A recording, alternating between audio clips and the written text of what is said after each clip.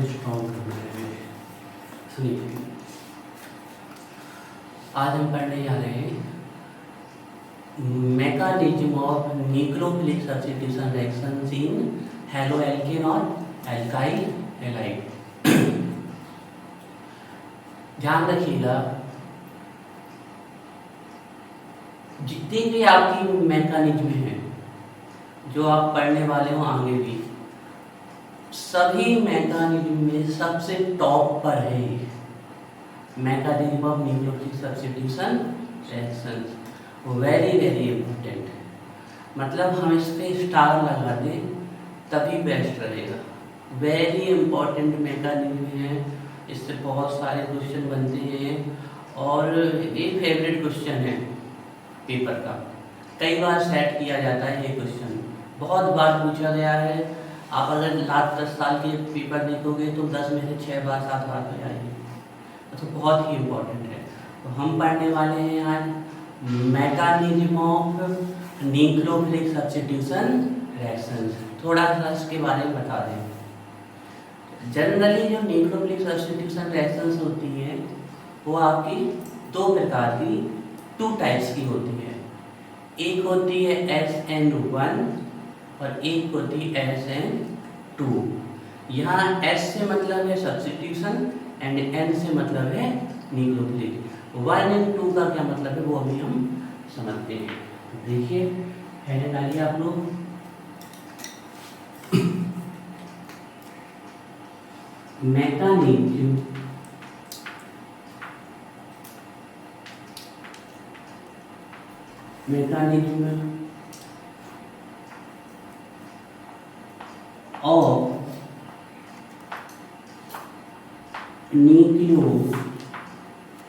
Mechanism of nucleophilic substitution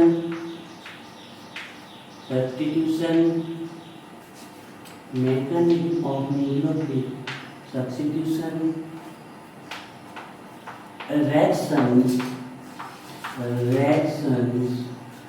mechanism of nucleophilic substitution reactions in haloalkane and haloalkane को क्या बोलते हैं? Alkyl. Bracket में लिख लीजिए alkyl halide. Mechanism of nucleophilic substitution reactions in haloalkane और एल्काइल हैलाइड। देखिए, हम क्रिया विधि पढ़ने वाले हैं। जैसे हम कोई भी रिएक्शन डायरेक्ट कर देते हैं ना, तो वो रिएक्शन हमें पता नहीं चलती, से भी पता होता है हो गई है। तो वो हुई कैसे है? वही जो होने की प्रोसेस होती है ना, उसी को हम कहते हैं मैकेनिज्म, जिससे हमें यह पता चल जाता है कि रिएक्शंस वहां तक पहुंची कैसे। डायरेक्ट कर देते हैं हम, वही अलग तरीका होता है, लेकिन अगर हमें स्टेप बाय स्टेप समझना है पूरी रिएक्शंस को कि पूरी रिएक्शंस में क्या हुआ है, तो वही प्रोसेस हमारी कहलाती है mechanism of nucleophilic substitution reaction में हैलोएल्केन। देखिए, आपके एग्जाम में कई बार पूछी गई है एक्सप्लेन न्यूक्लियोफिलिक सब्स्टिट्यूशन रिएक्शन, ठीक है। तो आपके एग्जाम में इतना भी लिखते हैं एक्सप्लेन न्यूक्लियोफिलिक सब्स्टिट्यूशन रिएक्शन, तब भी आपको किसमें एक्सप्लेन करनी है? हैलोएल्केन और एल्काइल हैलाइड। और ऐसा भी पूछ सकते हैं explain SN1 and SN2 reaction, तब भी आपको क्या लिखना है? यही हम और करके लिख देते हैं आगे। Mechanism of nucleophilic substitution reaction में हैलोएल्केन, या फिर यहाँ पर हम लिख देते हैं SN1 and SN2 reaction. Mechanism of nucleophilic substitution reaction में हैलोएल्केन और SN1 and SN2 reaction in haloalkane। SN2 reaction in haloalkane. Mechanism of nucleophilic substitution reaction in haloalkane और किस नाम से आ सकते हैं हमारे SN1 एंड SN2। तो हम इसको थ्योरेटिकल कैसा लिखना है उसको भी एक्सप्लेन करते हैं और कॉम्पिटिटिव एग्जाम में कहाँ से क्वेश्चन आते हैं उसको टोटल इसके बारे में हम लर्निंग करते हैं, सीखते हैं। अच्छा देखो, हमने अभी इलेक्ट्रोफिलिक सब्स्टिट्यूशन रिएक्शन पढ़ी थी, तो वहाँ पर सब्स्टिट्यूट कौन करता था? इलेक्ट्रोफाइल। इलेक्ट्रोफाइल कौन होते हैं? जो electron means negative charge density की तरफ अट्रैक्ट करेंगे। इलेक्ट्रोफाइल पे कौन सा चार्ज होता है? पॉजिटिव। जब इलेक्ट्रोफाइल के द्वारा सब्स्टिट्यूशन होता है तो उसको बोलते हैं इलेक्ट्रोफिलिक सब्स्टिट्यूशन। लेकिन यहाँ पर सब्स्टिट्यूशन करने वाली स्पीशीज कौन है? न्यूक्लियोफाइल। तो न्यूक्लियोफाइल, देखिए फाइल का मतलब होता है अट्रैक्शन, लव, एफिनिटी। तो किसकी तरफ इनका फिलिक है? किसकी तरफ अट्रैक्शन है? न्यूक्लियस की तरफ। न्यूक्लियस पे कौन सा चार्ज होता है हमारा? Positive charge. तो जो पॉजिटिव चार्ज डेंसिटी की तरफ अट्रैक्ट हो रहा है उसमें पक्का है कौन सा चार्ज होगा? Negative charge. तो न्यूक्लियोफाइल जनरल हमारी कौन सी स्पीशीज होती है? Negative charge. लेकिन इसके अलावा भी ऐसी स्पीशीज जिनके पास लॉन पेयर होते हैं वो भी हमारे न्यूक्लियोफाइल ही कंसीडर किए जाते हैं। What is the reason behind this? Lone pair is also a negative charge, one type of negative charge density. जो हमारे लॉन पेयर होते हैं वो भी एक प्रकार की क्या है? नेगेटिव चार्ज डेंसिटी है। तो ये लॉन पेयर की सबसे ज्यादा लॉन पेयर का वर्क ही क्या होता है? वो डोनेट होके या तो रिजोनेंस शो करता है या फिर बॉन्ड का फॉर्मेशन करता है। तो ये नॉन पेयर के नेगेटिव चार्ज है, तो ये कहाँ जाने की कोशिश करेंगे? इनकी मैक्सिमम प्रोबेबिलिटी किस तरफ जाने की होगी? Towards positive charge. तो हमारी ऐसी स्पीशीज जिसपे नेगेटिव चार्ज होता है और या फिर लॉन पेयर होते हैं आपके पास जिनके पास, वो हमारे कैसे कंसीडर किए गए हैं? न्यूक्लियोफाइल कंसीडर किए गए हैं। तो अब हम सब्स्टिट्यूशन रिएक्शंस पढ़ने वाले हैं, लेकिन उसके पहले इनकी मैकेनिज्म पढ़ने वाले हैं। तो अगर सब्स्टिट्यूशन न्यूक्लियोफाइल के द्वारा होगा then the species will called nucleophile. तो न्यूक्लियोफिलिक सब्स्टिट्यूशन में थोड़ा सा पहले हम लिख लेते हैं ना।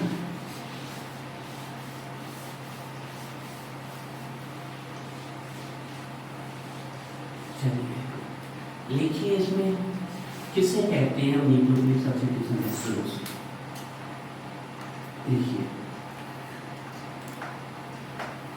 reactions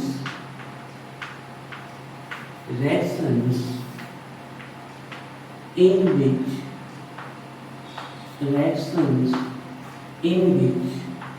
a nucleophile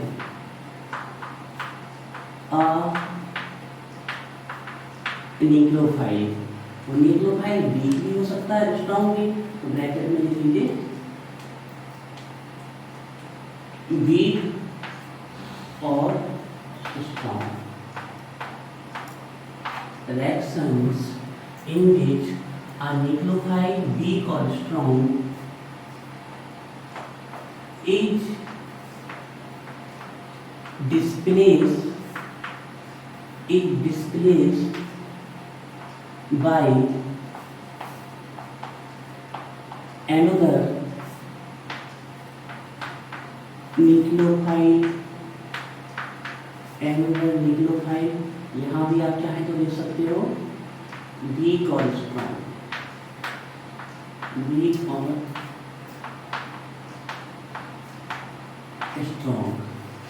Reactions in which a nucleophile weak or strong is displaced by another nucleophile are called nucleophilic substitution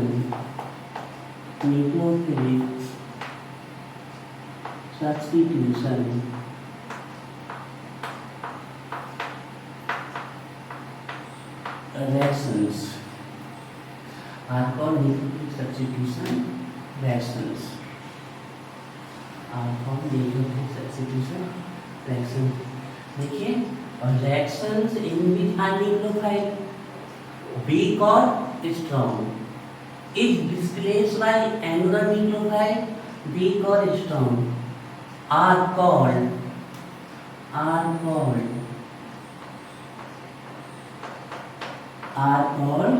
nucleophilic substitution reaction. अच्छा, हमें लैंग्वेज से क्या समझ में आने वाला है, हमें लैंग्वेज से क्या समझ में आ रहा है कि ऐसी रिएक्शन जिसमें एक न्यूक्लियोफाइल किसी दूसरे न्यूक्लियोफाइल से सब्स्टिट्यूट हो जाता है, उसी को हम क्या बोलते हैं, न्यूक्लियोफिलिक सब्स्टिट्यूशन रिएक्शन। इसको ऐसे समझेंगे, मान लीजिए कोई क्रिकेट में किसी खिलाड़ी को इंजरी हो गई आपकी, तो उसके प्लेस पे खिलाड़ी ही आएगा ना, क्रिकेट वाला ही, फुटबॉल का खिलाड़ी तो आएगा नहीं। तो क्रिकेट के खिलाड़ी को, जो प्लेयर है, उसको किसने सब्स्टिट्यूट कर दिया, दूसरे ने सब्स्टिट्यूट, लेकिन उसके पीछे कुछ रीजन था, तो उस रीजन के कारण जो सब्स्टिट्यूशन हुआ है उसी को हमने क्या बोला, न्यूक्लियोफिलिक सब्स्टिट्यूशन रिएक्शन। इसका मतलब ये है जब कोई वीक और स्ट्रॉन्ग न्यूक्लियोफाइल का सब्स्टिट्यूशन किसी दूसरे वीक और स्ट्रॉन्ग न्यूक्लियोफाइल के द्वारा हो जाता है, इसके पीछे रीजन हो सकते हैं कई सारे, ठीक है ना। इस प्रकार के रिएक्शंस को हम क्या बोलते हैं, न्यूक्लियोफिलिक सब्स्टिट्यूशन रिएक्शन। यहाँ पर एक बात हमें क्लियर है कि सब्स्टिट्यूशन न्यूक्लियोफाइल के द्वारा ही होना है ना। तो इसमें पर क्यों हो रहा है, एक न्यूक्लियोफाइल दूसरे न्यूक्लियोफाइल से सब्स्टिट्यूट क्यों हो रहा है, उसके पीछे कई सारे रीजन हो सकते हैं। आपके रिएक्शन का टेम्परेचर हो सकता है, उसमें किसी सब्सटेंस को, मान लीजिए कोई रिएक्शन हो रही है, उसमें जो प्रोडक्ट है, जो प्रोडक्ट का जो न्यूक्लियोफाइल है और जो रिएक्शन में हमने न्यूक्लियोफाइल डाला, ठीक है ना, दोनों की जो रिएक्टिविटी टेंडेंसी डिफरेंट है। तो जो ज़्यादा रिएक्टिव न्यूक्लियोफाइल है वो जाके प्रोडक्ट की न्यूक्लियोफाइल को क्या कर देगा, डिस्प्लेस कर देगा। तो वहाँ एक रीजन आया ना। ये भी हो सकता है कि सॉल्वेंट के बेस पे, देखिए ऐसा होता है कि किसी एक पर्टिकुलर सॉल्वेंट में एक न्यूक्लियोफाइल की रिएक्टिविटी ज़्यादा होती है कंपेयर टू दूसरा, तो जिसकी रिएक्टिविटी टेंडेंसी ज़्यादा होगी, जो ज़्यादा स्ट्रॉन्ग होगा, वो जाके अटैच हो जाएगा। तो इसके पीछे कई सारे रीजन हो सकते हैं, there are many reasons behind this. किसके लिए, to displace a nucleophile weak और strong by another nucleophile weak और स्ट्रॉन्ग। क्लियर है। तो सब्स्टिट्यूशन तो न्यूक्लियोफाइल का ही होने वाला है, लेकिन जो सब्स्टिट्यूशन होगा इसके पीछे कई सारे रीजंस हो सकते हैं। तो अभी हम सिंपल समझ लें, reactions in which a nucleophile weak और strong is substitute is displaced by another nucleophile weak और strong are called nucleophilic substitution reactions. Clear है। चलिए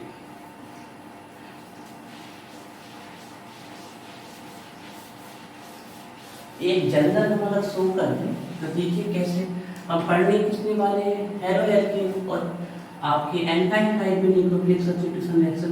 तो हम जनरली अगर शो कर दें तो ये हमारे एल्काइल हैलाइड है। आप जानते हो कार्बन हेलोजन में किसके इलेक्ट्रोनेगेटिविटी ज्यादा है, तो इस पे कौन सा चार्ज होगा, नेगेटिव। तो ये भी हमारा कैसा कंसीडर हो जाएगा, न्यूक्लियोफाइल।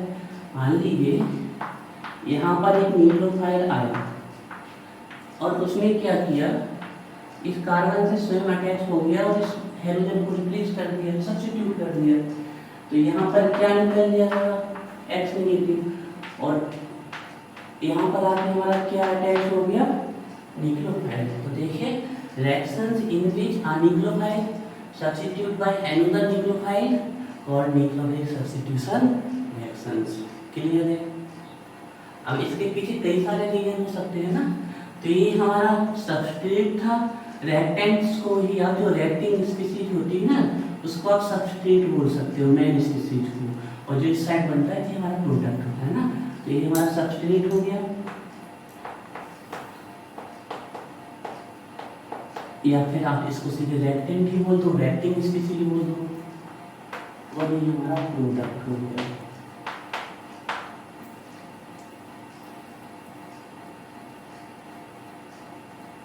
अब यहाँ कई सारी कंडीशंस हो सकती है, उनको हम एक एक करके वन बाय वन स्टडी करते हैं।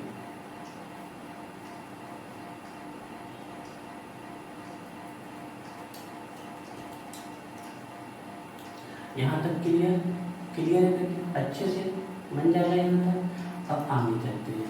अब थोड़ा सा हम ये समझ लेते हैं कि न्यूक्लियोफाइल क्या है, कौन सी स्पीशीज को न्यूक्लियोफाइल हम कहेंगे।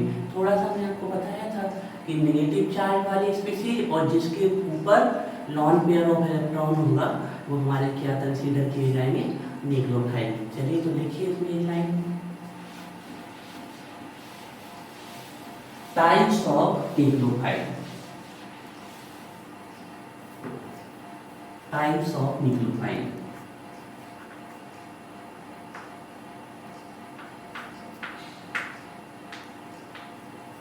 Types of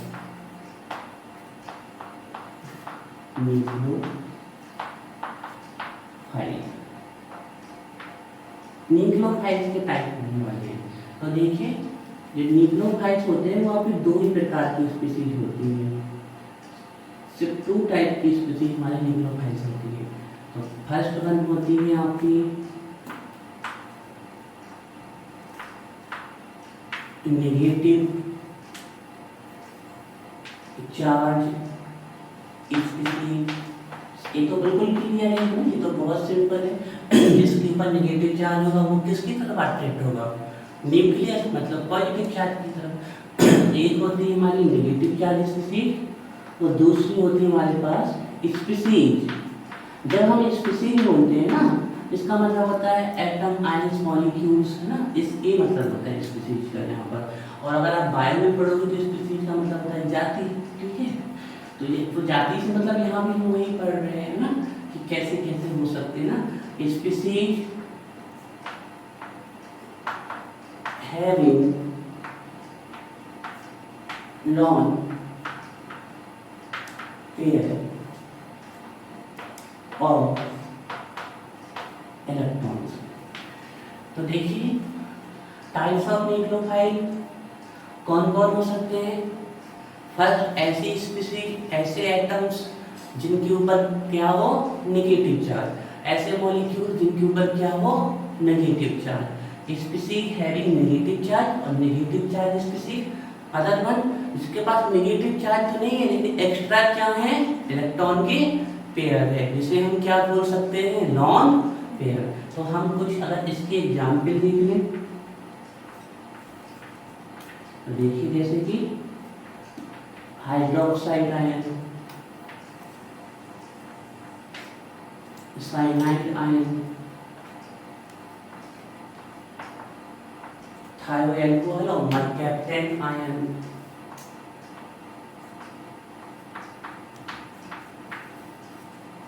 nitrite ion and many more etcetera, है ना। और इसके एग्जाम्पल देख लें आप तो जैसे वाटर होते ना उसके अपने पास नॉन पेयर, एल्कोहल,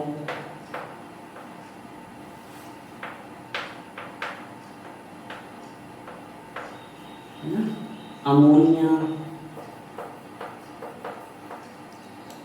देखिए ये नॉन पेयर पड़ी, उसके बाद ether,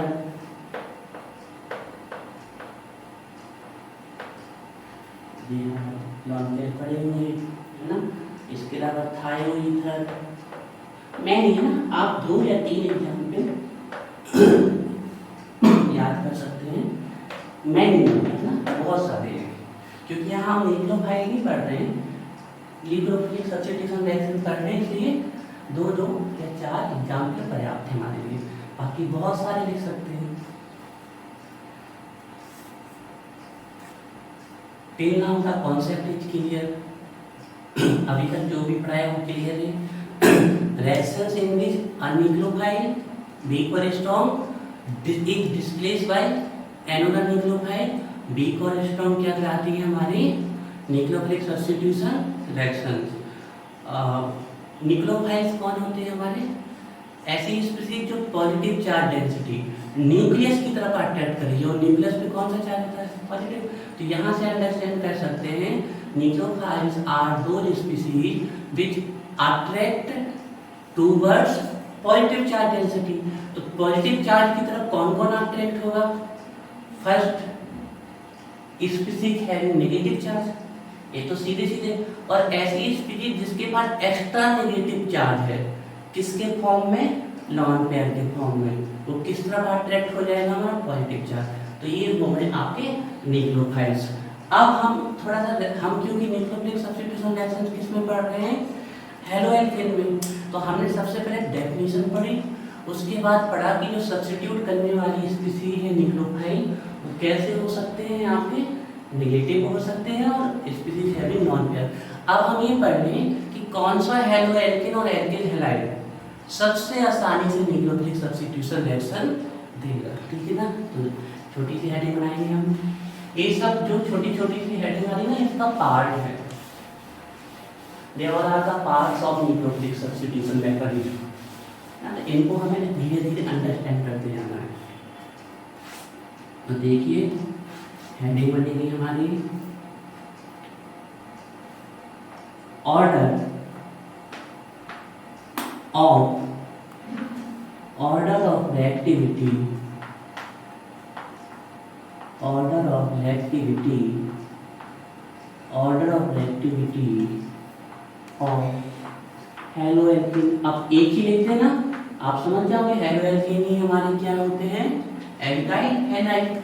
order of reactivity of haloalkane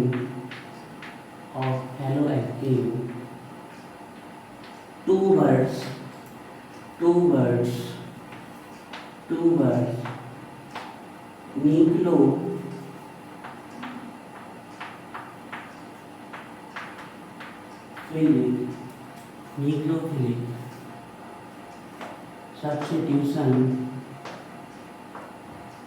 nucleophilic substitution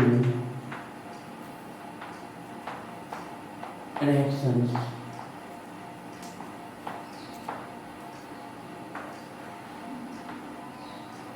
क्या देखना है हमें, क्रम देखना है, ऑर्डर देखना है हमें।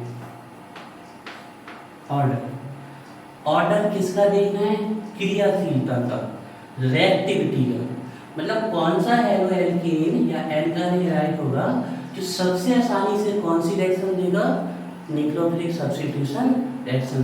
तो हमें क्रम देखना है, ऑर्डर देखना है, रिएक्टिविटी का, किसकी रिएक्टिविटी का देखना है हमें, हेलोएल्केन का। किस प्रकार की रिएक्शन के लिए देखना है, न्यूक्लियोफिलिक सब्स्टिट्यूशन रिएक्शन। तो देखिए हमें कॉमन एल्काइल हैलाइड लिखते हैं, जैसे हमने बोला सब में एल्काइल ग्रुप आर है,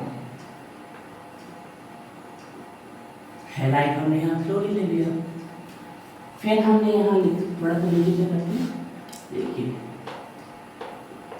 alkyl chloride, alkyl chloride, alkyl bromide, alkyl iodide. तो हमें इनका ऑर्डर देखना है, among all of these which one will give more या most easily nucleophilic substitution reactions. इन सभी में से कौन सा एल्काइल हैलाइड है जो मोस्ट इजीली कौन सी रिएक्शन दे देगा हमारी न्यूक्लियोफिलिक सब्स्टिट्यूशन रिएक्शन। तो वो किस पे डिपेंड होगी, आखिर यहाँ पर न्यूक्लियोफाइल है कौन इसमें, हेलोएल्केन में। तो हम जानते हैं कि हाइड्रोजन की जो इलेक्ट्रोनेगेटिविटी है वो कार्बन से ज़्यादा होती है। तो इन सभी में हमारे न्यूक्लियोफाइल कौन होने वाले हैं, इसमें फ्लोराइड, इसमें क्लोराइड और इसमें ब्रोमाइड और इसमें आयोडाइड। तो हम कहेंगे जो एल्काइल हैलाइड की रिएक्टिविटी होगी टूवर्ड्स न्यूक्लियोफिलिक सब्स्टिट्यूशन रिएक्शन, वो इस बात पे डिपेंड करेगी कि इससे जो पहले से कोई न्यूक्लियोफाइल जुड़ा हुआ है वो कितनी आसानी से हमारा निकल जाएगा। जितनी आसानी से इससे जुड़ी हुई स्पीशीज, ये हम इनको न्यूक्लियोफाइल कंसीडर कर लें, निकल जाएगी और दूसरा न्यूक्लियोफाइल आ जाएगा, उतनी ज़्यादा क्या होगी रिएक्टिविटी। मतलब इनका ऑर्डर इस बात पे डिपेंड करेगा कि कौन सा यहाँ से हैलाइड आयन बड़ी आसानी से निकल जाएगा। तो हम इसको एक सिंपल तरीके से समझाएं आपको, साइज के बीच में, फिर कल बाहर आई, ऐसे हम इसको याद करें, फिर कल बाहर आई। हम जानते हैं ग्रुप में डाउनवर्ड का ऑर्डर है और डाउनवर्ड जो प्रिंसिपल सेल है उनकी संख्या, उनके नंबर बढ़ते जाते हैं, तो साइज भी क्या होती है, बढ़ती रहती है। तो क्लोरीन से ज़्यादा साइज किसकी होगी? क्लोरीन की। क्लोरीन से ज़्यादा साइज किसकी होगी? ब्रोमीन की। और ब्रोमीन से ज़्यादा साइज किसकी होगी? आयोडीन की। अच्छा, एक छोटा चौक का पीस ले लें हम और एक बड़ी चौक ले लें, तो कौन सी चौक बड़ी आसानी से ब्रेक हो जाएगी? बड़ी वाली। छोटी को टिपिकल। तो ये छोटे के साइज में, तो इनके द्वारा जो बॉन्ड बने हुए हैं छोटे होंगे, और जब इस तरफ जा रहे हैं हम तो साइज क्या हो रही है? बढ़ती जा रही है, क्योंकि R तो सभी में हमने सेम रखा है। अब डिसाइडिंग फैक्टर क्या होने वाले हैं आपके? जो हैलाइड बचेंगे, हैलोजन बचेंगे। तो साइज के बेसिस पे देखें तो सबसे बड़ा बॉन्ड यहाँ बनेगा, तो सबसे आसानी से कौन ब्रेक होगा जी? तो सबसे ज्यादा इन सभी में रिएक्टिव स्पीशीज कौन होगी हमारी? एल्काइल आयोडाइन और iodo alkene. Is it clear? Clear है?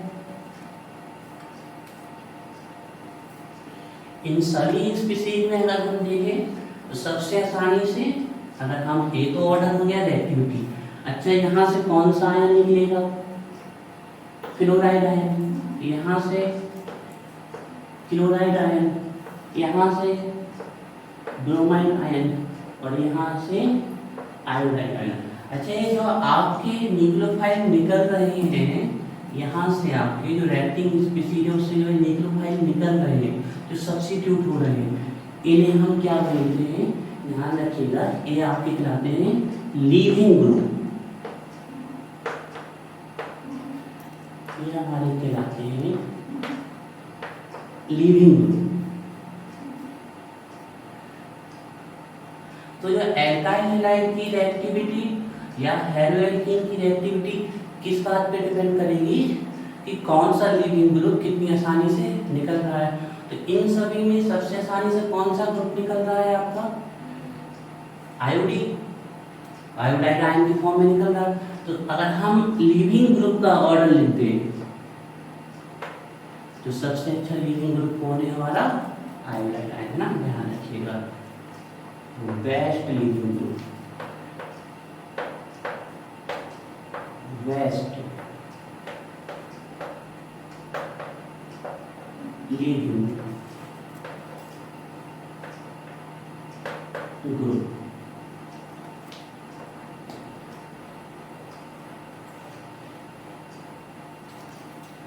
Best leaving. अभी तक हमने एक जनरल डिस्कशन किया किसके बारे में? About nucleophilic substitution reactions. Till now we studied about the definition of nucleophilic substitution reaction. What is the definition of nucleophilic substitution reactions? A reaction in which nucleophile displaces by another nucleophile are called nucleophilic substitution reaction. Nucleophiles are those species which consist either negative charge or extra lone pair of electron. The reactivity towards nucleophilic substitution reaction, it depends on the tendency of leaving group. The group or the leaving group which displace or substitute more easily will have more reactivity towards nucleophilic substitution reactions. If we consider the examples of fluoride, alkyl fluoride, alkyl chloride, alkyl bromide and alkyl iodide. So among all of these, iodide ion is largest in size, therefore it displaces more easily. So among all of these, alkyl iodide will most reactive towards nucleophilic substitution reaction. The species which get displaced called leaving group. We studied nucleophilic substitution. We are studying nucleophilic substitution reaction in haloalkane.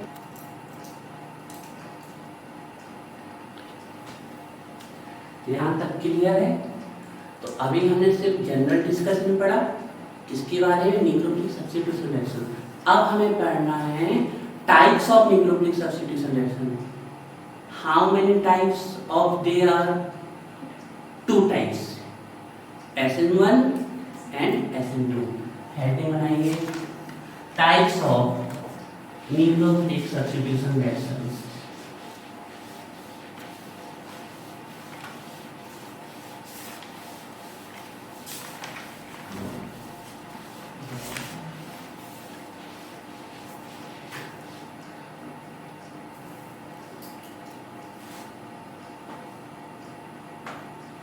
Types of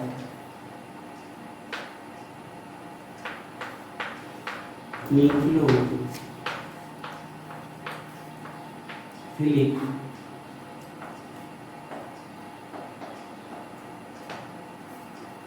substitution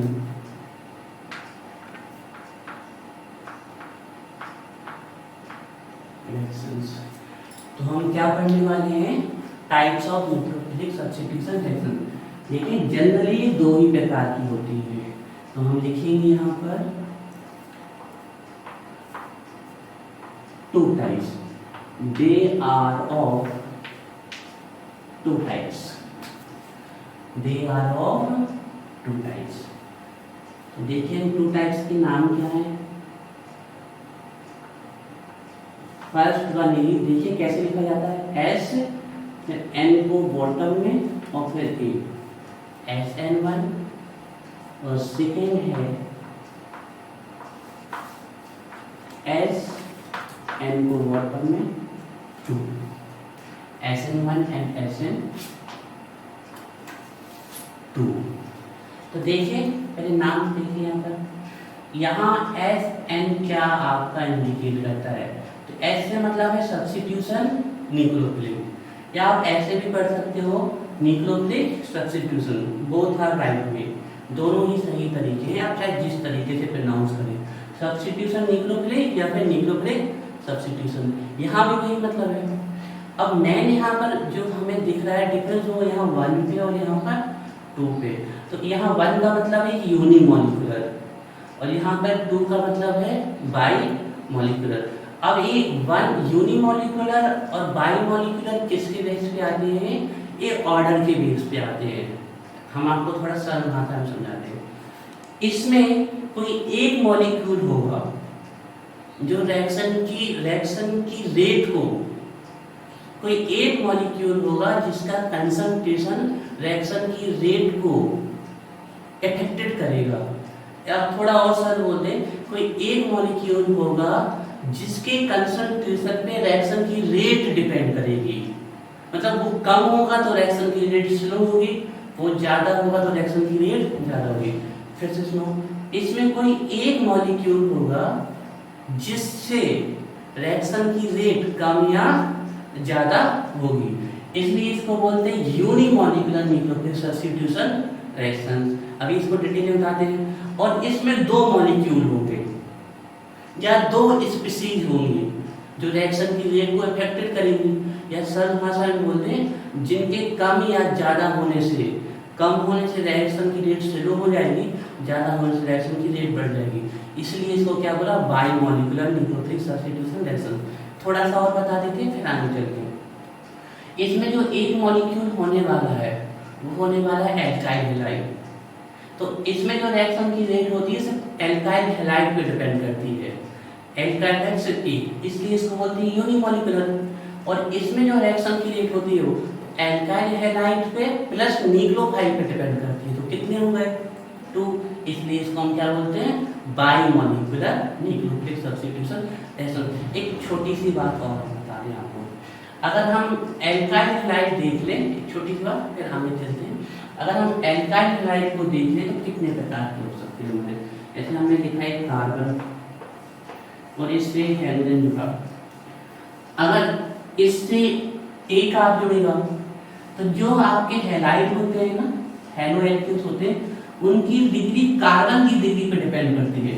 और carbon की degree किस पे depend करती है? इस बात पे कि इससे दूसरे डायरेक्ट कितने एल्काइल ग्रुप या कार्बन ग्रुप लिंक है। तो अगर एक एल्काइल ग्रुप लिंक होगा तो कार्बन की डिग्री कितनी होगी? 1, तो एल्काइल हैलाइड भी कितने डिग्री का होगा? 1 डिग्री का होगा। और 2 एक्टिव ग्रुप लग जाएंगे तो 2 डिग्री का, और 3 लग जाएंगे तो 3 डिग्री का। अच्छा, एक से छोटा क्या हो सकता है हमारा मेथिल? 1 डिग्री से छोटा एल्काइल हैलाइड क्या हो सकता है? Methyl halide. तो हम आपको एक चीज डायरेक्ट बताना चाहते हैं, फिर आगे चलिए। क्या वो डायरेक्ट क्या है? डायरेक्ट ये है कि एल्काइल हैलाइड सबसे छोटा कौन सा हो सकता है आपका? Methyl halide. और उसके बाद कितने का? 1 डिग्री, फिर 2 डिग्री का, और फिर 3 डिग्री का। तो हम एक छोटी सी बात बता दें, ध्यान रखिएगा। SN1 के लिए जो ऑर्डर होता है, सबसे रिएक्टिव कौन होता है? 3 डिग्री, उससे कम 2 डिग्री, उससे कम 1 डिग्री, और सबसे कम। और इसके लिए जो ऑर्डर होता है SN2 के लिए, वो कुछ ऐसा होता है। मतलब सबसे ज्यादा रिएक्टिव कौन सा? मेथाइल हैलाइड, फिर 1, फिर 2, और फिर 3। तो हम आपको ये बताना चाहते हैं, डायरेक्ट याद कर लीजिए, बहुत इंपॉर्टेंट है, फिर उसको एक्सप्लेन भी कर रहे हैं कि SN1 के लिए जो रिएक्टिविटी का ऑर्डर है, उससे जस्ट अपोजिट ऑर्डर होता है SN2 का। SN1 के लिए मेथाइल हैलाइड से 3rd डिग्री तक रिएक्टिविटी बढ़ती है, और इसमें अगर हम देख लें तो मेथाइल हैलाइड ही सबसे ज्यादा रिएक्टिविटी है, और 3rd डिग्री तक डिक्रीज होती है, घटती है। अच्छा, एक छोटी सी, सबसे आसानी से SN1 रिएक्शन कौन देगा? 3 डिग्री का एल्काइल। तो अब एक बात ध्यान रखिएगा, 3 डिग्री का एल्काइल हैलाइड हमेशा कौन सी रिएक्शन देगा? ठीक है, SN2 कभी नहीं देगा। और सबसे आसानी से SN2 रिएक्शन कौन सा हैलाइड देगा? Methyl halide. तो ये बात ध्यान रखिएगा, मेथाइल हैलाइड हमेशा कौन सी रिएक्शन देगा? SN2। और मेथाइल हैलाइड पर अगर हम बात कर लें तो वो कौन आने वाला है? 1 डिग्री का। ठीक है, तो चलिए अब हम इनको पढ़ते हैं। दोनों को हम कंपेयर करके पढ़ा देते हैं, इससे क्या होगा? आपके लिए पढ़ना बहुत आसान हो जाएगा, लर्न करना बहुत आसान हो जाएगा, है ना। और जब दोनों चीजें आमने सामने लिखी रहेंगी, तो जब आप उनको देखेंगे अगल बगल में, साइड बाई साइड उनको स्टडी करेंगे, तो आपके लिए चीजों में डिफरेंस करना भी आसान हो जाएगा। तो देखिए कैसे पढ़ते हैं हम।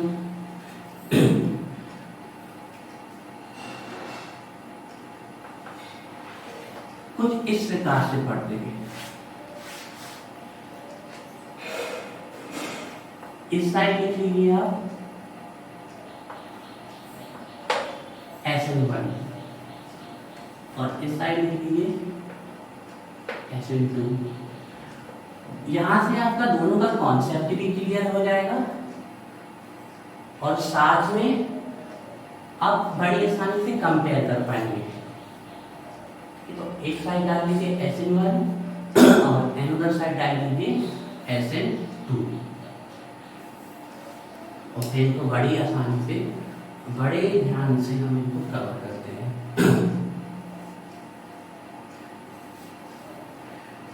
SN1 देखिए, तो सबसे पहले हम यहाँ पर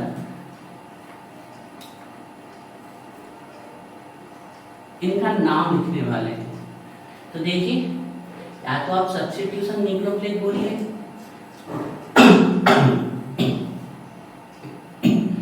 या तो आप सब्स्टिट्यूशन न्यूक्लियोफिलिक बोलिए, या न्यूक्लियोफिलिक सब्स्टिट्यूशन, दोनों ही सही है। हमें बेहतर लगता है न्यूक्लियोफिलिक सब्स्टिट्यूशन, इसलिए हम लिख रहे हैं।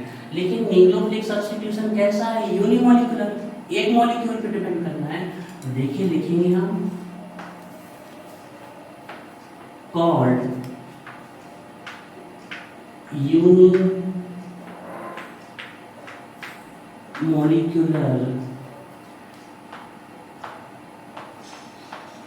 Nucleophilic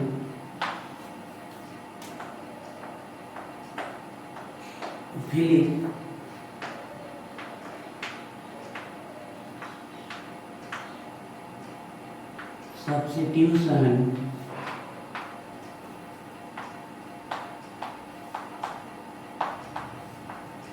reaction called unimolecular nucleophilic substitution reaction. देखो कैसे आया है, यूनिमोलिकुलर न्यूक्लियोफिलिक सब्स्टिट्यूशन रिएक्शन। अच्छा, इसका एक नाम और पॉसिबल है, वो क्या नाम है? देखो पहले थोड़ा सुनो। इसकी जो रिएक्शन की रेट है वो कितने मॉलिक्यूल पे डिपेंड करती है? 1 मॉलिक्यूल पे। और ये निकाला कैसे जाता है? एक्सपेरिमेंटली निकाला जाता है। और एक्सपेरिमेंट के द्वारा जब भी ये पता किया जाता है कि किसी रिएक्शन की रेट कितने मॉलिक्यूल पे डिपेंड करती है, उसी को बोलते हैं ऑर्डर। तो इसको यूनिमोलिकुलर न्यूक्लियोफिलिक सब्स्टिट्यूशन रिएक्शन कहते हैं ना, called unimolecular nucleophilic substitution reaction, क्योंकि एक मॉलिक्यूल पर डिपेंड कर रही है इसलिए उसकी ऑर्डर भी क्या आने वाली है? 1। तो इसको ऐसा भी बोल देते हैं, देखिए क्या बोल देते हैं? First order nucleophilic, first order nucleophilic substitution reaction.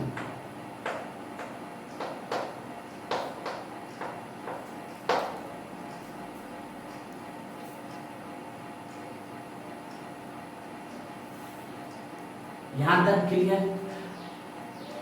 इसकी रेट कितने मॉलिक्यूल की कंसंट्रेशन पे डिपेंड करने वाली है? 2 के। तो इसको क्या कहेंगे? देखिए कौन 2 को या तो हम डाई बोल सकते हैं या फिर बाई, है ना, दोनों ही सब, लेकिन केमिस्ट्री में जनरली 2 को बाई कहते हैं। तो कौन कितने मॉलिक्यूल पे डिपेंड करने वाली है? 2 पे। तो बाई मॉलिक्यूलर, कौन बाई मॉलिक्यूलर न्यूक्लियोफिलिक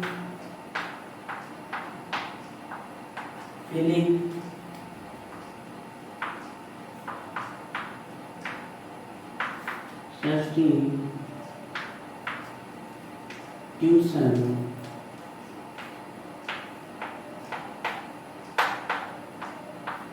रिएक्शन। क्योंकि इसकी रिएक्शन की रेट कितने मॉलिक्यूल पे डिपेंड करने वाली है? 2 पे। That's why it is called bimolecular nucleophilic substitution reaction. Clear है इतना?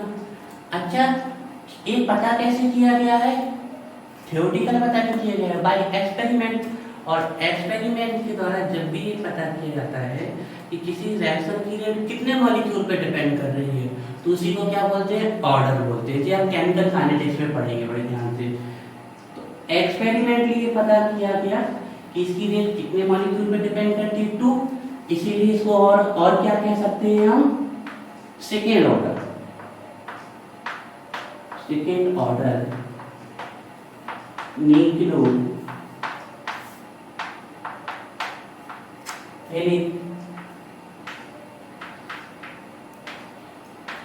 सब्स्टिट्यूशन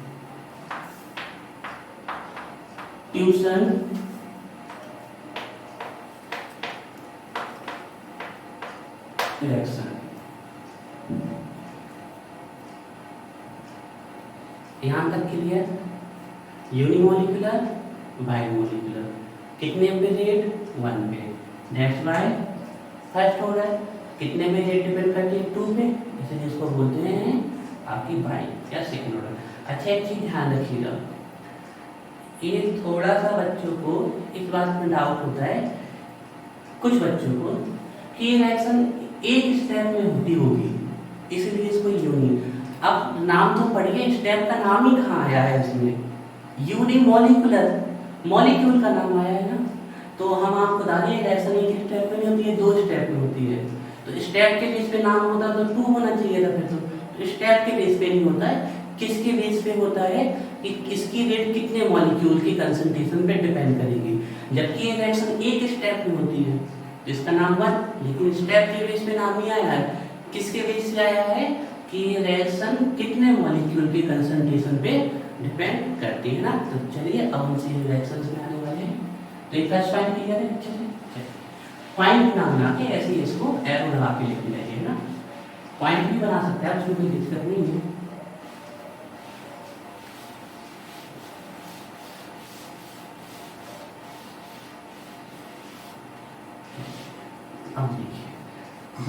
सेकेंड नंबर है यहाँ पर,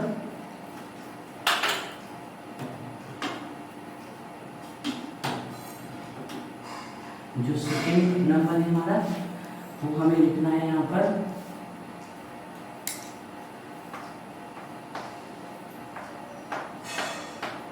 takes place in 2 steps। ये कितने स्टेप में होती है? 2 स्टेप्स में होती है। takes place in 2 steps, 2 step में होती है आपकी। takes place in 2 steps। देखिए तो पहले स्टेप्स में क्या होता है, फर्स्ट स्टेप में आपका क्या होता है, तो फर्स्ट स्टेप में आपका कार्बोकेटायन बनता है। तो लिखिए फर्स्ट स्टेप में फॉर्मेशन ऑफ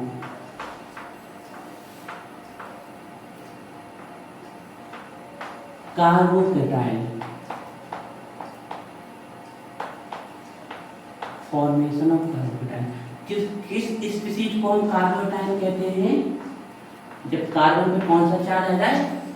पॉजिटिव चार्ज, तो इसको हम बोलते हैं carbocation. Takes place in 2 steps. First step क्या है? Formation of carbocation. अच्छा देखो थोड़ा सा हमें बताओ, SN1 रिएक्शन 2 स्टेप में होती है, SN2 रिएक्शन 1 स्टेप में होती है। SN1 के जो फर्स्ट रिएक्शन फर्स्ट स्टेप होता है उसमें क्या बनने वाला है? कार्बोकेटायन। तो हम आपसे इतना पूछना चाहते हैं, ये 1 डिग्री के हैलाइड से रिएक्शन करा दें कि 2 डिग्री से करा दें कि 3 डिग्री से? 3 डिग्री से करा दें। क्यों ऐसा हम कर रहे हैं? क्योंकि थोड़ा सा मैंने आपको बताया था कि SN1 रिएक्शन के लिए सबसे ज्यादा रिएक्टिव जो एल्काइल है वो कौन सा है? 3 डिग्री का, है ना। वो क्यों होता है उसके बारे में भी डिस्कशन करते हैं। तो देखिए ये आपका कार्बन और इसकी डिग्री एल्काइल ग्रुप पे डिपेंड करेगी। तो 1 2 3 एल्काइल है, एल्काइल ग्रुप और एक हैलाइड। तो कितने डिग्री का एल्काइल होगा हमारा? 3 डिग्री का। तो फर्स्ट स्टेप में देखो क्या होता है,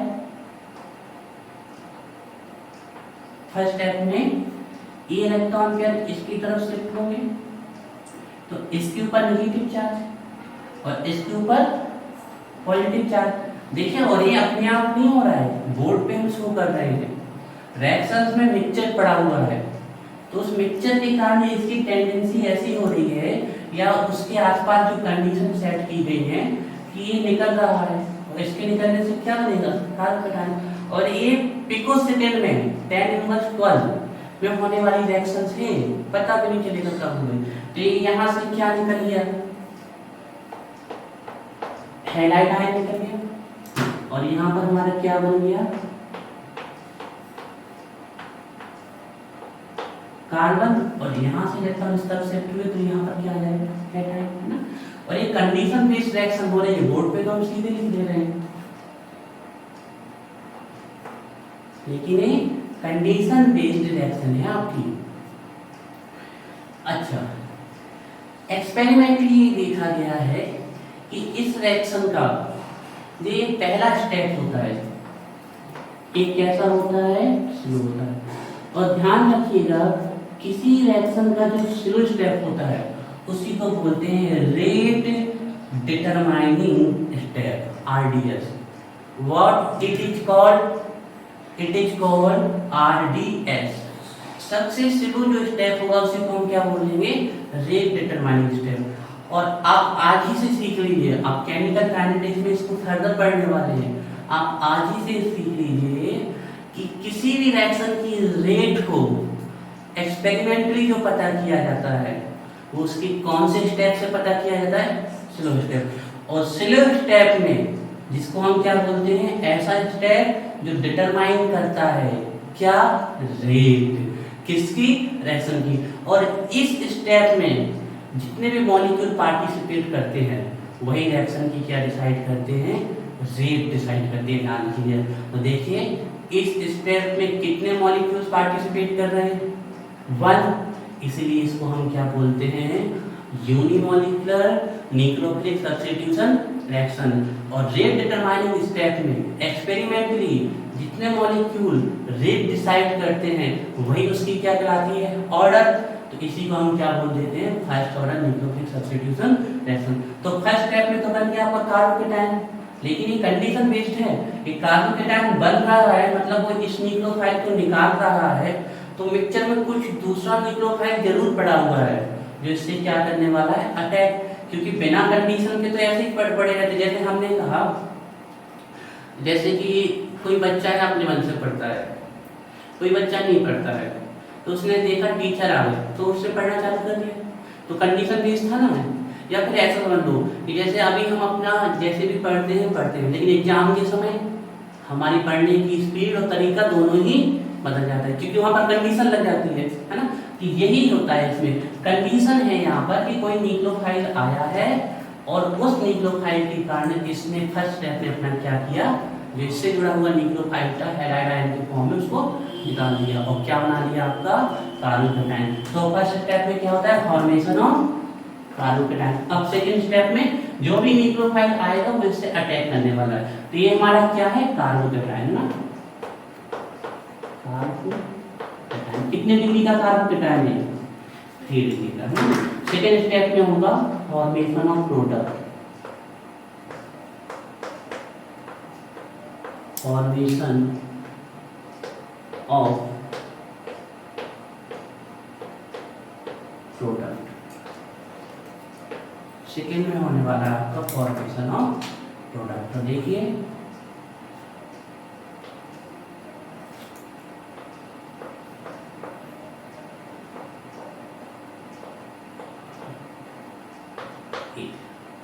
कौन अटैक करने आएगा इस पे, न्यूक्लियोफाइल। और ये जो स्टेप होता है इरिवर्सिबल होता है एंड फास्ट होता है। फर्स्ट स्टेप कैसा होता है, रिवर्सिबल होता है एंड स्लो होता है। पहले हम डायरेक्ट कर देते हैं, फिर समझाते हैं आपको।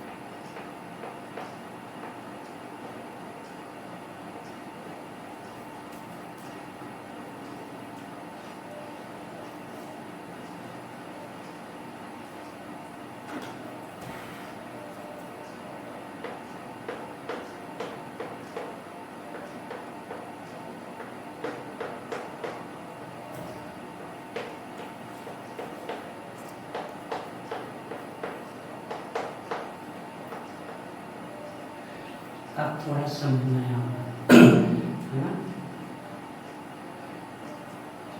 एक क्या है हमारा 3 डिग्री का कार्बोकेटायन है ना, 3 डिग्री का एल्किल है, तो 3 डिग्री का कार्बोकेटायन बना। थोड़ा सा समझना क्या है यहाँ पर आपके, यहाँ पर ये न्यूक्लियोफाइल यहाँ पर आकर अटैक करेगा और सीधा सीधा हमारा बन जाएगा R3C न्यूक्लियोफाइल हो जाएगा, कुछ इस प्रकार का प्रोडक्ट बनेगा। लेकिन एक्सपेरिमेंटली समझिएगा, ऐसा दिखा गया है, मान लीजिए 100 मॉलिक्यूल्स हैं इसके और 100 ही न्यूक्लियोफाइल्स पे अटैक करने आए, ठीक है ना। एज्यूम करना है हमें, अब थोड़ा इसको लॉजिकली समझना है ना। ऐसे समझ लीजिए यहाँ बोर्ड पे हम एक ही शो कर रहे हैं, लेकिन मान लीजिए इसके 100 मॉलिक्यूल्स हैं और 100 कितने मॉलिक्यूल्स हैं, 2 मॉलिक्यूल्स पे रेट डिपेंड कर रही है, इसलिए इसको क्या बोलते हैं, बाइमोलिकुलर न्यूक्लियोफिलिक सब्स्टिट्यूशन रिएक्शन। और ये कैसे पता किया गया है experimentally by rate determining step और स्लो स्टेप। तो इसकी ऑर्डर कितनी है, 2, इसलिए इसको बोलते हैं second order nucleophilic substitution reaction.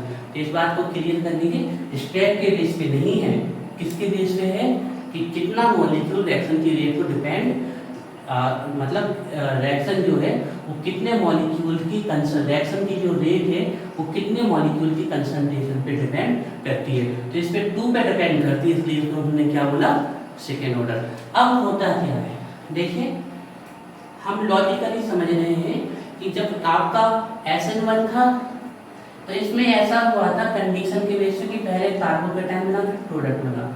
लेकिन अगर SN2 की कंडीशन होगी तो कुछ ऐसा होगा कि ये जो इससे हैलाइड आयन जुड़ा हुआ है, हाइड्रोजन जो जुड़ा हुआ है, वो ऐसी कोशिश करेगा कि हम इसमें जुड़े रहें।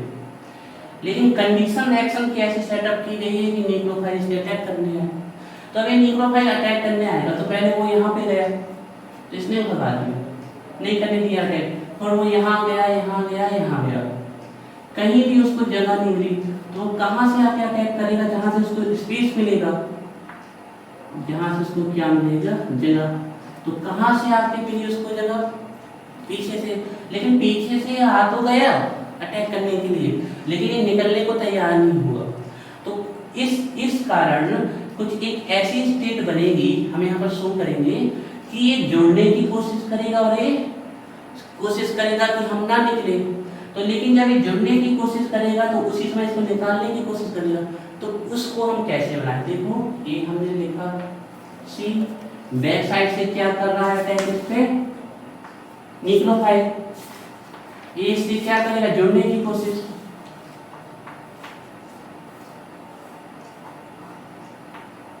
जुड़ने की कोशिश करेगा और किसको निकालने की कोशिश करेगा?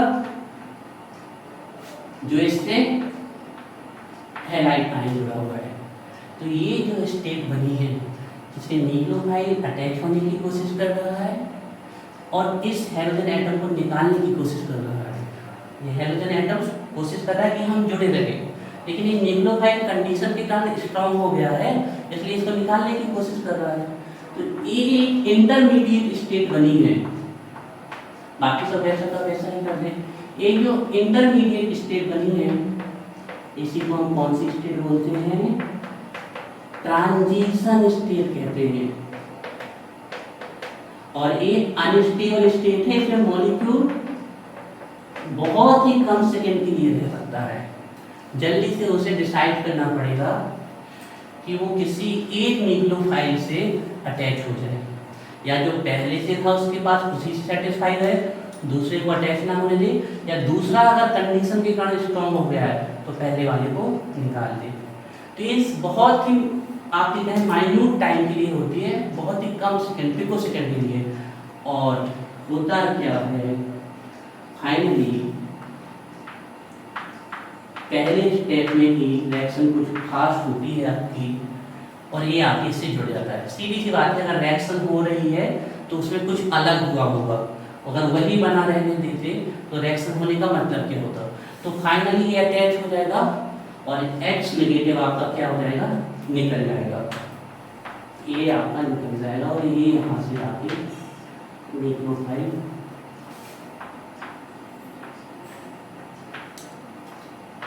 जुड़ जाएगा। अच्छा, अगर हम सबसे बड़ा डिफरेंस देखें तो जो सबस्ट्रेट था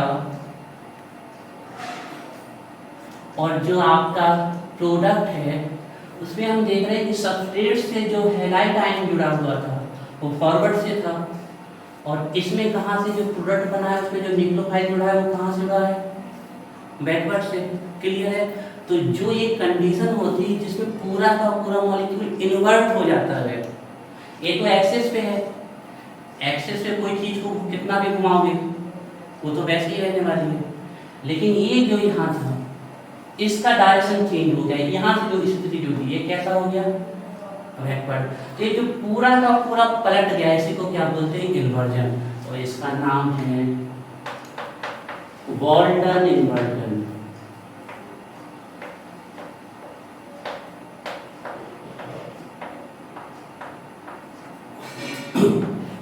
वॉल्टन इन्वर्जन। तो आप लोगों से कुछ छोटे छोटे एक दो क्वेश्चन पूछेंगे। In which reaction racemization takes place? Action 1 ध्यान रखिएगा। In which reaction inversion takes place in configuration? Configuration का मतलब होता है विन्यास। विन्यास में कॉन्फिगरेशन में इन्वर्जन किसमें आता है? SN1 में रिएक्शन की रेट कितने मॉलिक्यूल पे डिपेंड करती है? 1 पे। लेकिन होती कितनी स्टेप में? एंड SN2 में 1 स्टेप ही डिपेंड कितने पे करती है? हमें पता कैसे चलता है? Bye experiment. और एक्सपेरिमेंट के द्वारा ही जिस स्टेप में रिएक्शन की रेट पता की जाती है वह स्टेप क्या कहलाता है हमारा रेट डिटरमाइनिंग स्टेप, और वो स्टेप हमेशा कैसा रहेगा। चलो यहाँ तक क्लियर। चलिए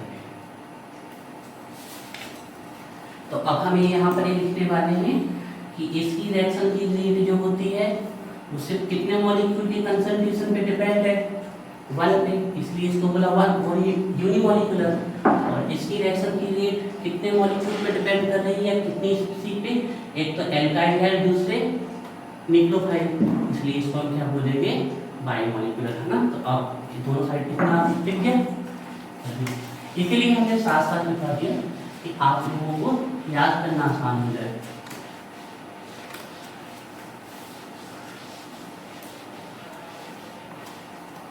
अच्छा देखो, जैसे हमने यहाँ न्यूक्लियोफाइल लिखा है ना, हम पर्टिकुलर कोई न्यूक्लियोफाइल लेके भी रिएक्शन करा सकते थे, जैसे OH नेगेटिव आयन, एक ही बात है ना, उससे कोई दिक्कत नहीं होती है।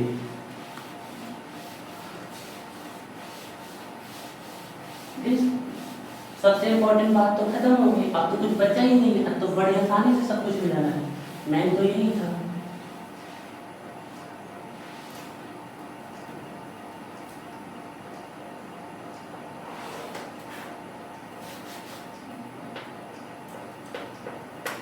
तो देखिए यहाँ पर यहाँ देखो आप लोग, एक मिनट के लिए फिर बाद में कीजिएगा। इसकी जो रिएक्शन की रेट है वो सिर्फ कितने मॉलिक्यूल पे डिपेंड हुई थी, R3CX 3 डिग्री के एल्काइल हाइड, R3CX इस पे डिपेंड हुई थी ना, सिर्फ 3 डिग्री के, मतलब 3 डिग्री की जगह 2 डिग्री भी ले सकते थे, लेकिन सबसे आसानी से रिएक्शन कौन देता है 3 डिग्री का, तो वही हमने लिखा है ना,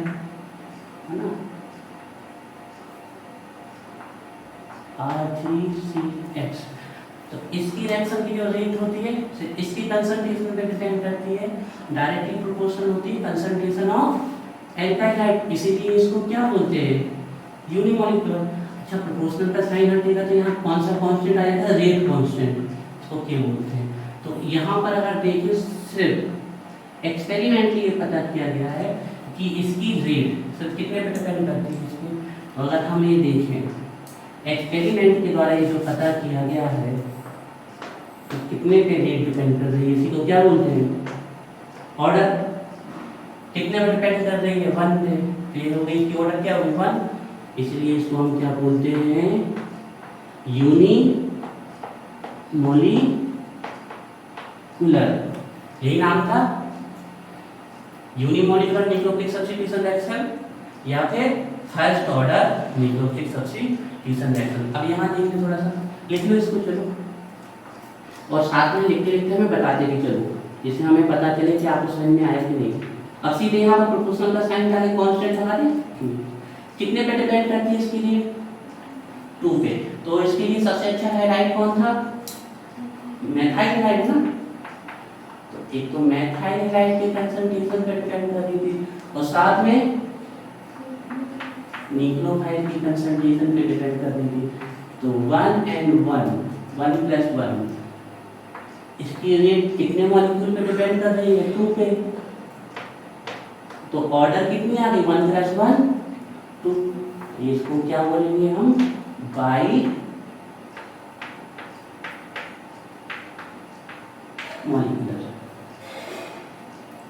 आपको ये बात क्लियर हो गई कि यूनिमॉलिक्यूलर क्यों है, क्योंकि ये 1 मॉलिक्यूल की कंसंट्रेशन पे डिपेंड करती है, और ये बाई मॉलिक्यूल क्यों है, ये कितने मॉलिक्यूल की कंसंट्रेशन पे डिपेंड करती है 2 की, है ना।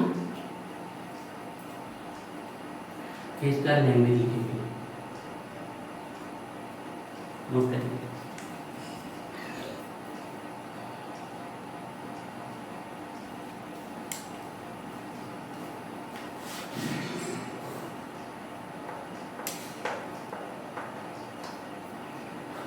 अब इसी के नीचे लिखिए, इतना नोट हो गया,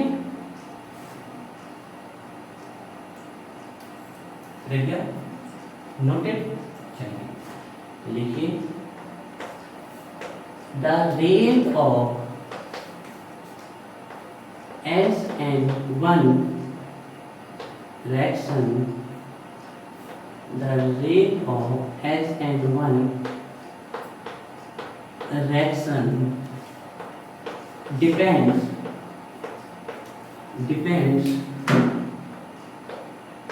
only concentration of alkyl halide,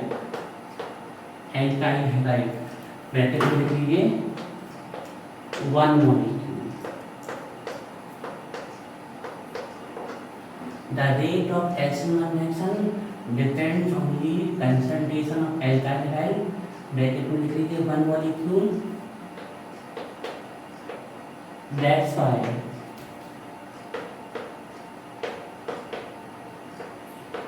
it is called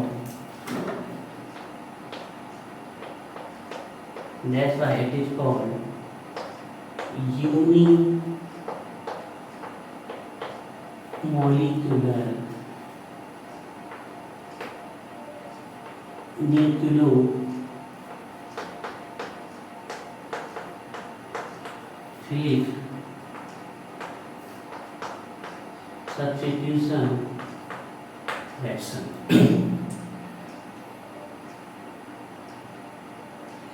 क्या इस डेफिनेशन से हम बगल वाले की डेफिनेशन लिख सकते हैं? इसकी रेट से कितने पे डिपेंड करती थी?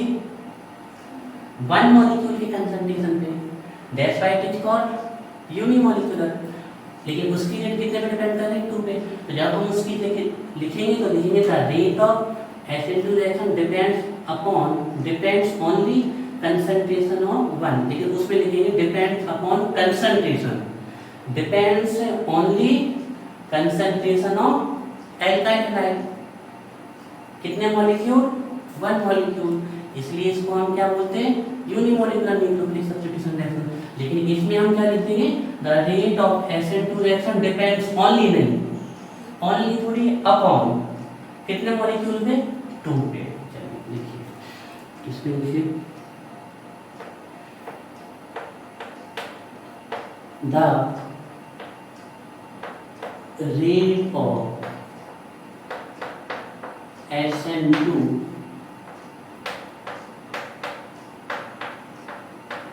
reaction depends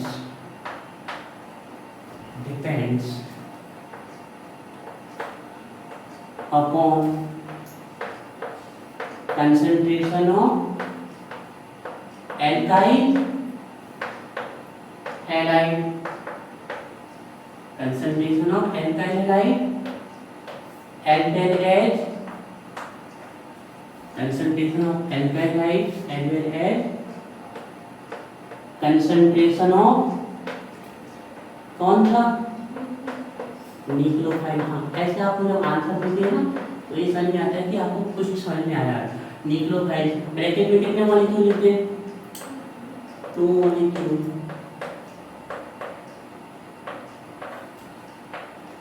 That's why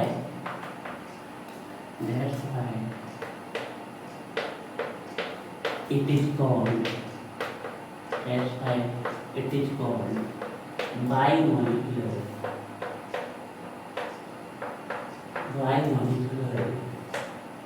nucleophilic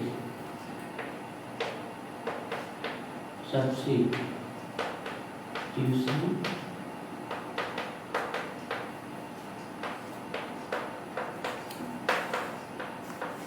reaction. यहाँ तक क्लियर? यस. अब हमें ये देखना है डिफाइनिंग फैक्टर. SN1 किस फैक्टर पे डिपेंड करेगी, मतलब इसको कौन कौन से फैक्टर डिसाइड करेंगे कि ये वाली रिएक्शन होगी, और हमें ये देखना है कि इसको कौन कौन फैक्टर डिसाइड करेंगे, है ना.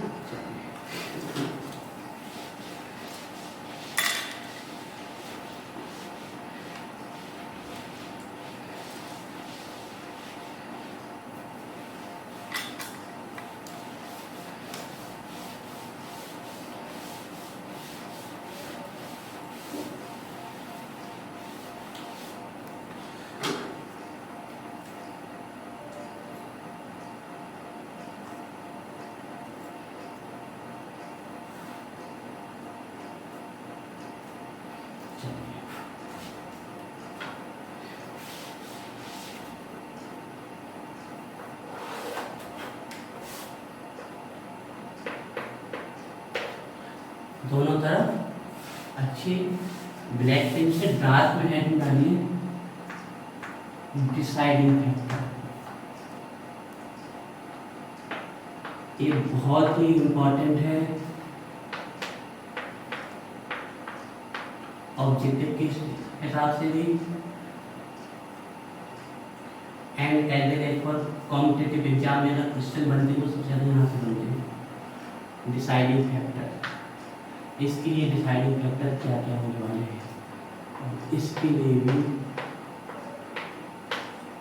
डिसाइडिंग फैक्टर क्या क्या होने वाले हैं।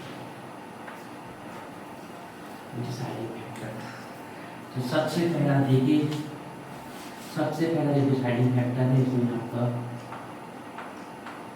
तो SN1 रिएक्शन की जो रिएक्टिविटी डिपेंड करती है, जो रेट डिपेंड करती है, वो इस बात पे डिपेंड करती है कि कितना स्टेबल कार्बोकेटाइन बनेगा। तो देखिए SN1 रिएक्शन के लिए आपकी जो एल्काइल हैलाइड होते हैं, द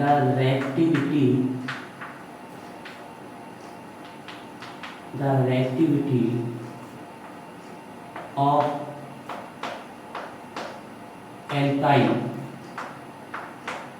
हैलाइड या फिर हैलाइड डायरेक्टली प्रोपोर्शनल होती है किसके, स्टेबिलिटी ऑफ कौन सा आयन, कार्बोकेटाइन। ये बात ध्यान रखिएगा। डायरेक्टिविटी ऑफ एल्काइल हैलाइड किस रिएक्शन के लिए, SN1 रिएक्शन के लिए डायरेक्टली प्रोपोर्शनल होती है स्टेबिलिटी ऑफ कार्बोकेटाइन। तो देखिए ये हमने बनाया है यहाँ पर सबसे पहले आपका मेथाइल हैलाइड, सबसे छोटा हैलाइड नहीं होगा। इसके बाद 1 डिग्री का बना देते हैं, ये बनाया हमने 1 डिग्री का हैलाइड, फिर 2 डिग्री का बना देते हैं,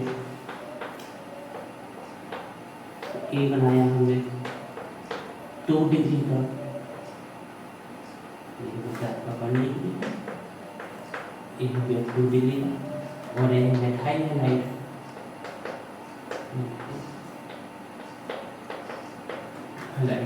और फाइनली यहाँ हम बना देते हैं 3 डिग्री का। तो देखिए यहाँ से आपके मिथाइल कार्बोकेटाइन बनेगा। अच्छा यहाँ पर देखो, यहाँ x लिखना है, x यहाँ पर x लिखो, हमें x लिखना है।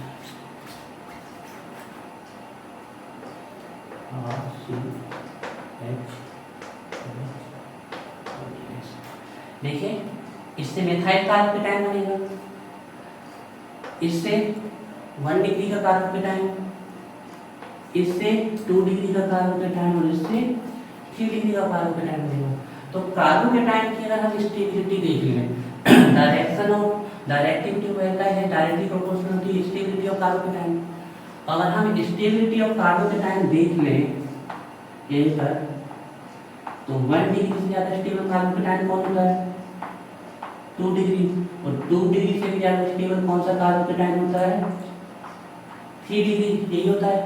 तो हमने बोला जितना स्टेबल कार्बोकेटाइन होगा, जितना ज़्यादा स्टेबल आपका कार्बोकेटाइन होगा, उतनी ज़्यादा कौन सी रिएक्शन होने की प्रोबेबिलिटी है SN1।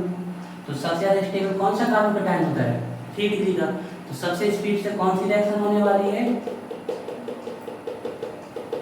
कौन सा मॉलिक्यूल सबसे स्पीड से SN1 रिएक्शन देगा, 3 डिग्री का एल्काइल हैलाइड। क्लियर है बात, चलिए नोट कर लीजिए।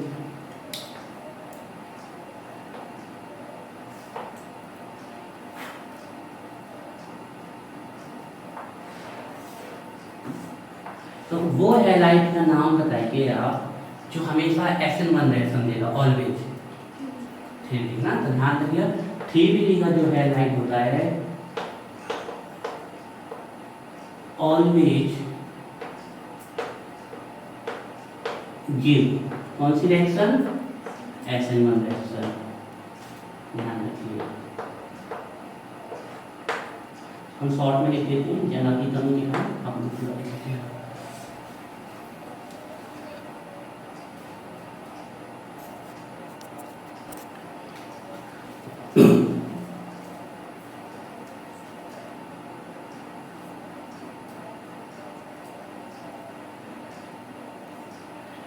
The reactivity of alkyl halide SN1 reaction के लिए किस पे डिपेंड करती है? Stability of carbocation.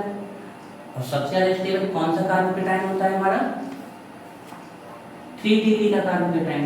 इसलिए अच्छा, अब अगर हम वहां बात कर लें तो हम अगर डायरेक्ट याद करना चाहें तो हमें पता है SN2 के लिए जो ऑर्डर आएगा वो जैसे इसका क्या आएगा, उल्टा। मतलब वहां सबसे रिएक्टिव कौन सा हैलाइड हुआ? Methyl halide. तो देखिए इसके लिए जो डिसाइडिंग फैक्टर है, तो सबसे पहला पॉइंट जो होगा हमारा, इसके डिसाइडिंग फैक्टर जो होगा, तो जो द रिएक्टिविटी, जो फर्स्ट पॉइंट होगा हमारा, the reactivity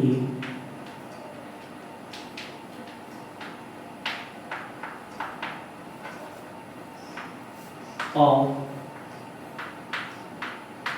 alkyl halide. SN2 reaction के लिए जो रिएक्टिविटी ऑफ एल्काइल हैलाइड होगी, reactivity of alkyl halide inversely proportional होगी हिंडरेंस की। या आप लिख सकते हो क्लाउडिंग, हिंडरेंस की या फिर क्लाउडिंग की। अच्छा, हमने देखा था SN1 रिएक्शन के लिए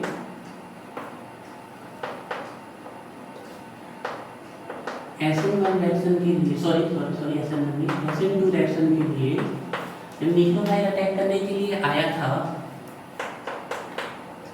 तो उसने कहां से अटैक किया था? जहां से उसको जगह मिली थी, मतलब जहां पर हिंडरेंस, रुकावट, हौच पौच कम थी, भीड़ भाड़ कम थी, या जहां पर क्राउडिंग कम थी, उसने यहाँ से अटैक नहीं किया था, यहाँ से नहीं, यहाँ से नहीं, यहाँ से नहीं, कहाँ से किया था? यहाँ। तो इसलिए डिसाइडिंग फैक्टर क्या है? क्राउडिंग। तो इसके लिए डिसाइडिंग फैक्टर क्या था? Stability of carbocation. तो अगर हम यहाँ लिखें, देखो सबसे पहले हमारा लिखिएगा यहाँ पर सबसे छोटा कौन होगा? इसी को लिखते या फिर उसकी जैसे ही बना देना, ठीक है? चलिए,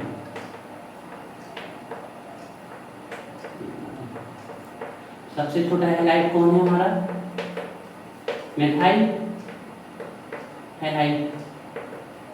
इसके बाद कौन सा बन जाएगा? 1 डिग्री का।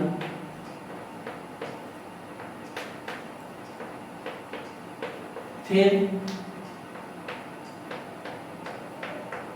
2 डिग्री का, एंड फाइनली कौन सा बनेगा? 3 डिग्री का।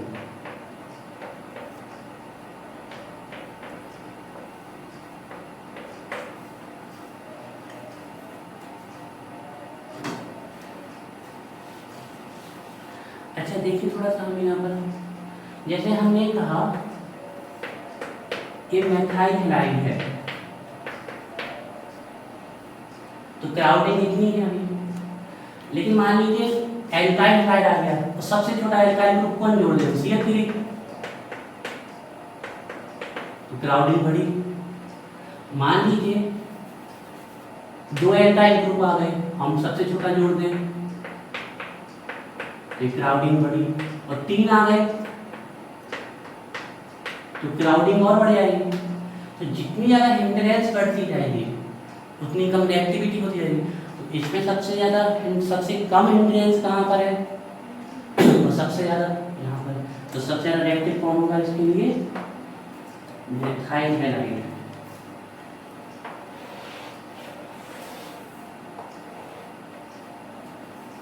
ये हमेशा कौन सी रिएक्शन देगा? SN2।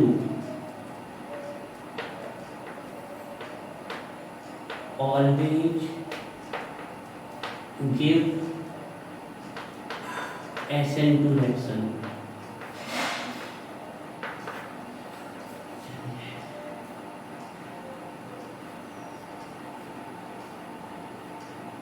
हो गया।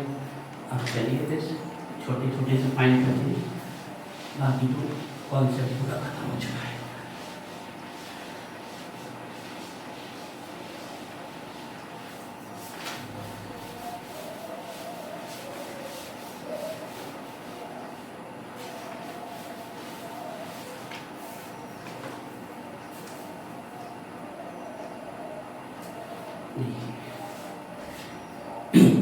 देखिए पहले एक चीज समझ लीजिए, एक वर्ड आने वाला है प्रोटिक एंड एप्रोटिक। किसे प्रोटिक कहेंगे, किसे एप्रोटिक कहेंगे। अगर कोई भी मॉलिक्यूल H आयन देता है वो क्या कहलाता है, प्रोटिक। और अगर H आयन नहीं देता है तो वो क्या कहलाता है, एप्रोटिक या फिर नॉन प्रोटिक। दूसरी तरीके से ये भी देखा जाता है कि जो हाइड्रोजन बॉन्ड बना लेते हैं वो भी जनरली कैसे होते हैं, प्रोटिक। और जो हाइड्रोजन बॉन्ड नहीं बनाते वो कैसे होते हैं, एप्रोटिक। तो ध्यान रखिएगा दोनों ही में ही पोलर सॉल्वेंट यूज होते हैं, लेकिन इसमें ऐसा पोलर सॉल्वेंट यूज होता है जो H आयन देता है या हाइड्रोजन बॉन्ड बनाता है, तो उसे हम कौन सा सॉल्वेंट कहेंगे, प्रोटिक। और उसमें कैसा होता है, नहीं बनाता। तो दोनों में ही पोलर सॉल्वेंट भी होते हैं, लेकिन इसमें पोलर प्रोटिक वाला होता है, उसमें पोलर नॉन प्रोटिक या फिर एप्रोटिक। तो लिखिए सेकंड पॉइंट लिखिए, पोलर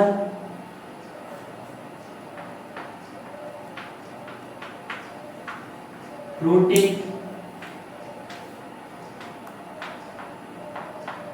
solvents favors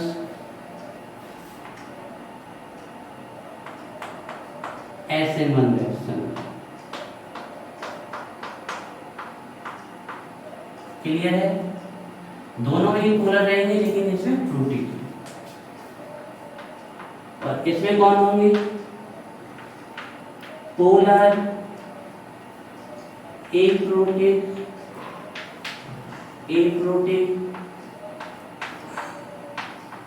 सॉल्वेंट्स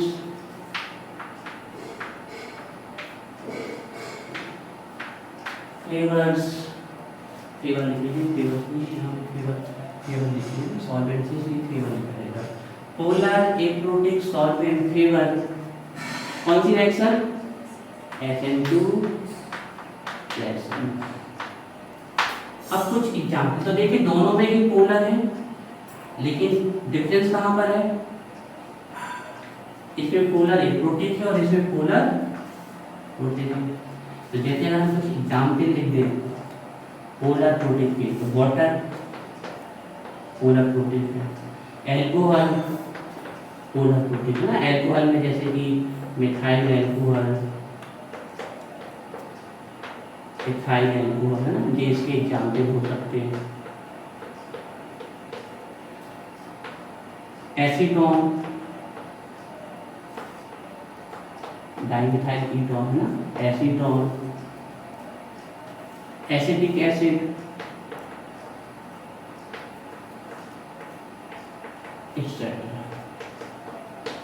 ये इसके एग्जाम्पल हो गए।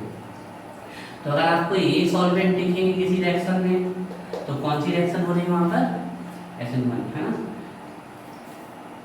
एक और है बहुत इंपॉर्टेंट, एक्सेट्रा लिखने के पहले एक और लिख देते हैं हम, बहुत इंपॉर्टेंट है कॉम्पिटिटिव एग्जाम के हिसाब से। Aqueous AgNO3। तो देखो यहाँ पानी में है ना, तो पानी कैसा हो गया, पोलर, तो A भी सपोर्ट करता है है ना। ये कॉम्पिटिटिव एग्जाम में पूछा जा चुका है। तो ये होगा पोलर प्रोटिक सॉल्वेंट। इसमें देख लें पोलर एप्रोटिक सॉल्वेंट, बताइए, आप बताइए बात, पोलर एप्रोटिक सॉल्वेंट तो कौन कौन है हमारा। अच्छा एक चीज गलत हो गई यहाँ पर, एसीटोन तो कैसा है, एप्रोटिक, इसको काटो, ये गलत है। एसीटोन तो एप्रोटिक है, एसिटिक एसिड है इसको, एसिटिक एसिड।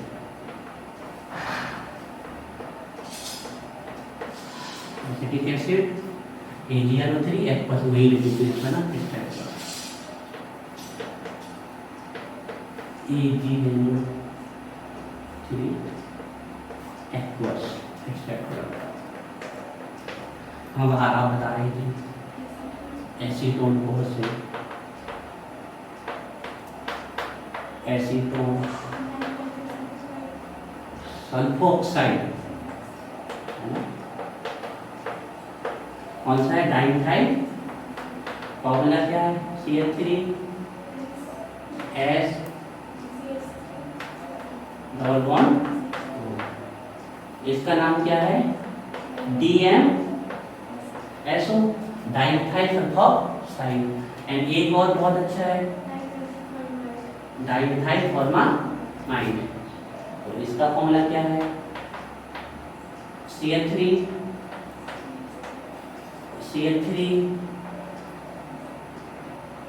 C N, छोटा पड़ रहा है यहाँ पर फॉर्मूला, यहाँ पर आ देते हैं।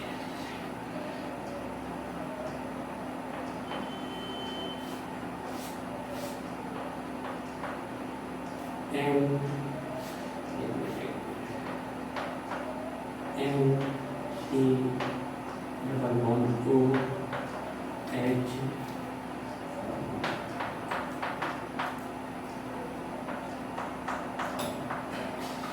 ये है क्लियर। क्या नाम है इसका,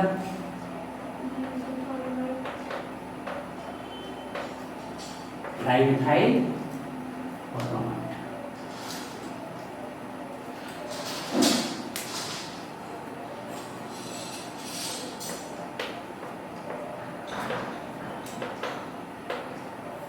डाइमिथाइल सल्फोक्साइड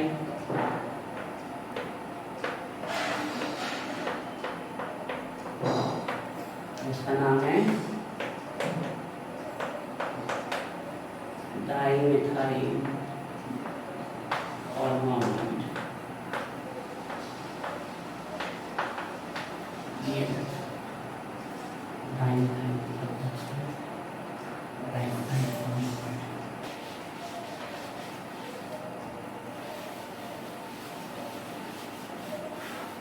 देखिए दूसरा पॉइंट क्या है, थर्ड पॉइंट क्या है इसका,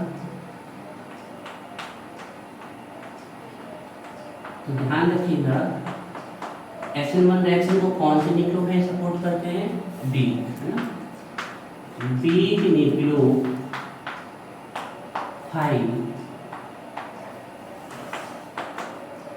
nucleophiles favour SN1 reaction.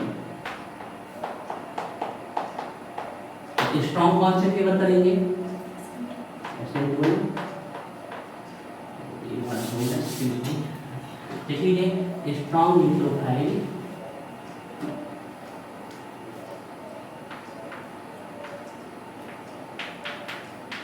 Strong nucleophiles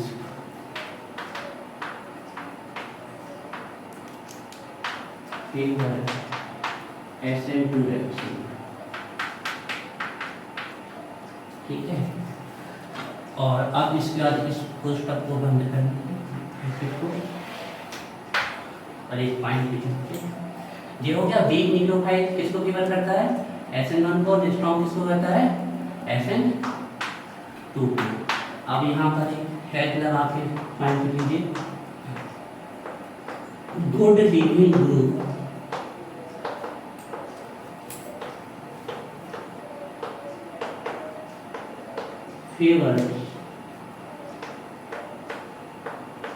favors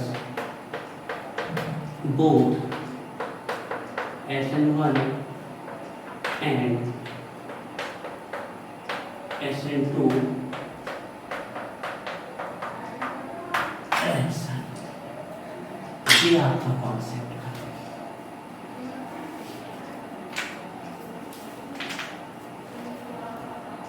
week nucleophiles favour SN1 reaction, strong nucleophiles favour SN2 reaction, और अच्छे लीविंग ग्रुप दोनों ही रिएक्शंस को फेवर करते हैं। तो डिसाइडिंग फैक्टर क्या हो जाएंगे हमारे, मेन दो चीजें होंगी हमारी डिसाइडिंग फैक्टर, एक तो वो एल्काइल कौन सा है, दूसरा सॉल्वेंट कौन सा है। ठीक है, आप